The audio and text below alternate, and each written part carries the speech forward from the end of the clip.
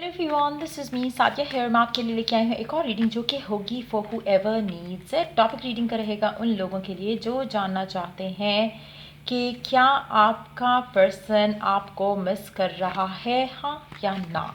अगर आप ऐसी सिचुएशन में हो जहाँ पर आपकी पर्सन से बातचीत नहीं हो रही या फिर इन टच भी हो, लेकिन आप जानना चाहते हो कि क्या आपका पर्सन आपको वैसे ही मिस करता है जैसे आप उसको मिस करते हो, हाँ या ना, तो उसके लिए ये रीडिंग आप देख सकते हो। सो अगर आप इन कम्युनिकेशन भी हो तब भी ये आप रीडिंग चेक कर सकते हो। सो लेट्स फाइंड आउट कि क्या आपका पर्सन आपको मिस करता है, हाँ या ना। और इसमें हम आपके पर्सन के मैसेजेस भी इंक्लूड करेंगे। So stay tuned. और रीडिंग शुरू करने से पहले रिमाइंड करवाऊंगी कि जनरल रीड है, सबके साथ मैच कर भी सकती है और नहीं भी। सो जो बातें, जो मैसेजेस आपकी लाइफ में आपकी सिचुएशन से मैच करते हैं, आप उन मैसेजेस को पिक करो और बाकी सब कुछ छोड़ दो। अगर पर्सनल रीडिंग्स चाहते हो तो चेकआउट कर सकते हो डिस्क्रिप्शन बॉक्स, उसमें सारी डिटेल्स मेंशन्ड हैं। सो लेट्स सी कि क्या आपका पर्सन आपको मिस करता है, हाँ या ना। A year from now, compromise, yes. And in the deck we do have the yes card. मुझे लगता है कि आपका कनेक्शन काफ़ी स्लो है। जैसे आप डिज़ायर कर रहे हो इस कनेक्शन में रहते हुए, चीज़ों को लेकर आप चाहते हो कि ऐसा हो वैसा हो, उसमें आपको बहुत हद तक कंप्रोमाइज़ करना पड़ेगा। 1 साल जब आपका कनेक्शन के अंदर हो जाएगा, उसके बाद भी मुझे लगता है कि कंप्रोमाइज़ से चीज़ें आगे चल सकती हैं जैसा आप चाहते हो। आपका पर्सन स्लोली बट श्योरली आपसे अटैच होगा, लेकिन इसमें बहुत ज़्यादा कंप्रोमाइज़ करना पड़ेगा आपको इस इंसान के साथ रहते हुए। या आपको मिस करेगा, आपसे बात करेगा, लेकिन चीज़ें उतनी फुलफिलिंग नहीं होंगी जितना आप डिज़ायर करते हो। सो कहीं ना कहीं शायद आपकी तरफ से इस इंसान के लिए ज़्यादा प्यार है एज़ कम्पेयर टू कि वो आपको प्यार करें, और वो आपको ज़्यादा मिस करें। मुझे लगता है कि आप बहुत ज़्यादा इन्वेस्टेड हो इस इंसान को लेकर। लेट्स सी कि उनके मैसेजेस क्या हैं आपके लिए।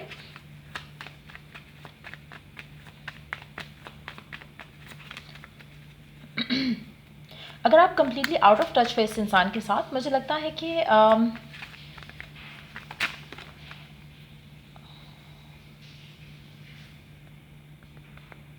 शायद अभी वो उतना इन्वेस्टेड नहीं है और ना ही सोच रहे हैं आपके बारे में, अगर आप इन टच नहीं हो। और कहीं ना कहीं मुझे लगता है कि वो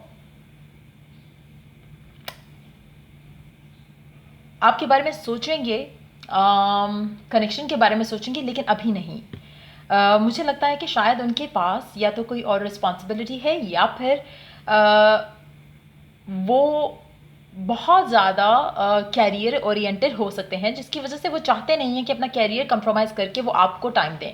सो इस वजह से भी वो ज़्यादा अपने कैरियर पे फोकस रहते हैं।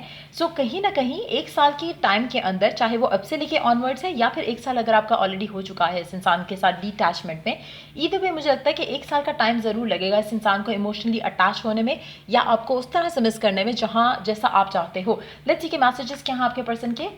I love you more than I ever loved anyone in my life. आपका पर्सन कहना चाहता है कि वो आपको बहुत ज़्यादा प्यार करता है, इतना प्यार उसने कभी किसी को नहीं किया। I will make up for everything I promise. मुझे लगता है कि कहीं ना कहीं ये जानबूझकर आपको राइट नाउ उस तरह से टाइम नहीं दे पाते हैं। जानबूझ के इसलिए कहूँगी क्योंकि इनको लगता है कि इनका काम या इनकी बाकी रिस्पॉन्सिबिलिटीज़ कंप्रोमाइज़ होंगी अगर ये आपके साथ टाइम स्पेंड करेंगे ज़्यादा। सो कहीं ना कहीं दे नो कि वो कहाँ गलत कर रहे हैं, लेकिन at the same time person understand करते हुए मेकअप करेगा सारी चीज़ों का जो कि उसने आपके साथ गलत किया या आपको जैसे टाइम नहीं दिया, इग्नोर किया। तो इस सिचुएशन में भी एक पैचअप करने के लिए या फिर मेकअप करने के लिए, एज इन के अगर आप इन टच हो तो मेकअप करेगा ये इंसान उस चीज़ के लिए जैसे फॉर इंस्टेंस अभी राइट ना अगर आपको टाइम नहीं दे रहा या ज़्यादा आपके साथ टाइम स्पेंड नहीं हो रहा, आप ज़्यादा मिस करते हो उसको एज़ कम्पेयर टू वो, क्योंकि वो अपने आप को इन्वेस्टेड रखे हैं किसी और काम में, लेकिन उनको पता है कि वो गलत कर रहे हैं या आपके साथ वो सही नहीं कर रहे, तो डेफिनेटली कुछ ना कुछ अच्छा लेटर ऑन ज़रूर करेंगे। अगर आप ऐसी सिचुएशन में जहाँ पे आउट ऑफ टच हो इस इंसान के साथ, तो मुझे लगता है कि इन दैट सिचुएशन टू इस इंसान को टाइम लगेगा आपकी तरफ वापस खींचने में या एक पुल फील करने में, लेकिन जब इसको रियलाइज़ होगा तो ये आपको डेफिनेटली आकर बताएगा कि आपसे बहुत ज़्यादा प्यार करता है। लेकिन क्योंकि उस टाइम पे सर्कमस्टांसेस ऐसे नहीं थे या करंटली भी सर्कमस्टांसेस ऐसे नहीं है, लेकिन ये पर्सन मेकअप करेगा, तो कहीं ना कहीं ये पर्सन मिस नहीं कर रहा और पर्पसली नहीं करना चाहता, क्योंकि इसको पता है कि इसकी अटेंशन डाइवर्ट होगी जो कि ये रिस्क नहीं लेना चाह रहा। सो उस वजह से मुझे लग रहा है कि चीज़ें आप दोनों के कनेक्शन में अच्छी या स्मूथली जो है वो नहीं चल पा रही हैं। मिस अगर ये करेगा भी तो आपसे कहेगा नहीं, सोचेगा भी तो कोशिश करेगा कि उस सोच से, उस थॉट से अपने आप को दूर कर ले फ़ौरन। एक और चीज़ मुझे यहाँ पे जो बहुत डोमिनेंट दिख रही है आपके पर्सन की एनर्जी के हिसाब से, मुझे लगता है कि ये इनके सेल्फ इम्पोज ब्लॉक्स हैं काफ़ी हद तक। ये शायद अपने आप को खुद इस तरह की सिचुएशन में बिजी रखते हैं जहाँ पर ये आपको, आपके बारे में ना सोचें या चीज़ों को उस तरह से आगे जहाँ पे इनको ले जाने की ज़रूरत फील हो, वो चीज़ों को लिमिट करते हैं यहाँ पर। मुझे दिख रहा है उनके एंड से पर्पसली जो है एक ब्लॉक लगाया जाता है उनके खुद के ऊपर कि कहीं ना कहीं उनको लगता है कि शायद वो बहुत ज़्यादा अटैच हो जाएंगे आपसे और फिर चीज़ें शायद ख़राब हो सकती हैं। सो उस तरह की सिचुएशन मुझे यहाँ पे ज़्यादा दिख रही है। सिंस रीडिंग लंबी हो चुकी है, so let me pull out some oracle cards आपके लिए, just to get you the idea कि आपको क्या करना चाहिए राइट नाउ गिवन सिचुएशन में। आप उसको मिस करते हो, पर्सन आपको इतना ज़्यादा मिस नहीं करता या फिर अपनी फीलिंग सप्रेस करता है, व्हाट शैल यू डू।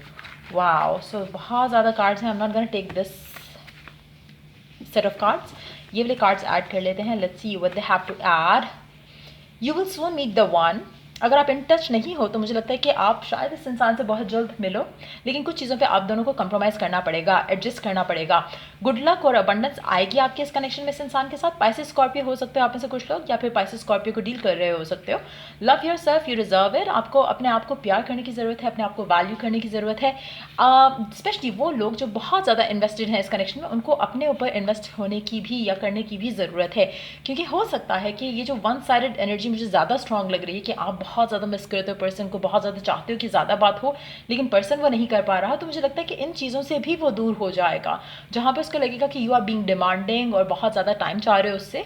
तो मुझे लगता है कि वो थोड़ा थोड़ा आइसोलेट होना शुरू हो जाएगा, क्योंकि उसको आपकी तरफ से अंडरस्टैंडिंग चाहिए। अगर उसको नहीं फील होगी वो, तो मुझे लगता है कि बीइंग अ वर्कaholic उसको वो चीज़ अनॉय करेगी। सो उसको उसका स्पेस चाहिए। Just be mindful of that. आप में से कुछ लोग लिब्रा या एक्वेरियस हो सकते हैं, लिब्रा या एक्वेरियस को डील कर रहे होगे। You have met the one. Majority के लिए मुझे लगता है कि चीज़ें आप दोनों की अच्छी हो जाएंगी, बट राइट नाउ आप ज़्यादा इन्वेस्टेड हो इस इंसान के अंदर एज़ कम्पेयर टू इस कनेक्शन में आपका पर्सन इन्वेस्टेड हो आप में। Gratitude is the key. Prioritise bring balance in your life. मुझे लगता है मेजॉरिटी लोगों की लाइफ जो है राइट नाउ ऑफ बैलेंस है, क्योंकि आप बहुत ज़्यादा फोकस कर रहे हो इस इंसान के ऊपर, इस कनेक्शन के ऊपर। You have to do something else other than this person. आपका फोकस जो है वो डाइवर्ट होना चाहिए किसी और चीज़ में, चाहे वो आप हॉबी बना लो या अपने आप को प्रायोरिटाइज करते हुए मेडिटेशन यूज़ करो, सेल्फ लव प्रैक्टिस करो, ताकि इतना ज़्यादा इस इंसान के ऊपर जो है वो फोकस ना रहे। क्योंकि जितना आप इस इंसान के ऊपर फोकस करोगे, जितना आप इस बारे में सोचोगे कि कब, कहाँ, कैसे, ये वो, तो उतना आपके लिए चीज़ें ख़राब होगी। अगर आप सोचना ही चाहते हो तो कुछ अच्छा सोचो, वो सोचो जो आप डिज़ायर करते हो, जैसे डे ड्रीम करना, विजुअलाइज करना, अफर्म करना। सो उन चीज़ों में इन्वेस्ट करो। Don't fan your fears. अच्छा, आप में से काफ़ी सारे लोग हो सकता है, स्पेशली जो लोग नो कम्युनिकेशन में हैं, मुझे लगता है कि आप बहुत ज़्यादा फियरफुल होने लग जाते हो कि अब तक बात नहीं हुई, वो करेगा या नहीं करेगा, पर्सन मिस भी कर रहा है या नहीं कर रहा, शायद वो किसी और के साथ है, शायद ये है, शायद वो है। सो ये जो फियरफुल थॉट्स हैं, इनको आपने स्टॉप करने की भी ज़रूरत है।